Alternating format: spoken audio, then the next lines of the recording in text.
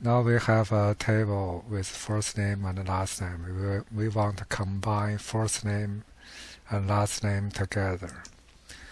So we enter equal concat,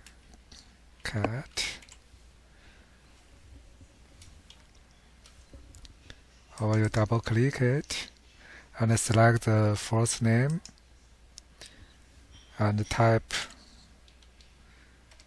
space here,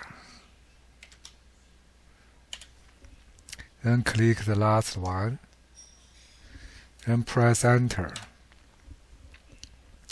Now you have first name space last name, and hold the key, drag it to the end. Now you have first name, last name. If you want to delete first name and last name row, you need to copy it to here and paste with value. Select value. Okay, in this case, if you delete the first one,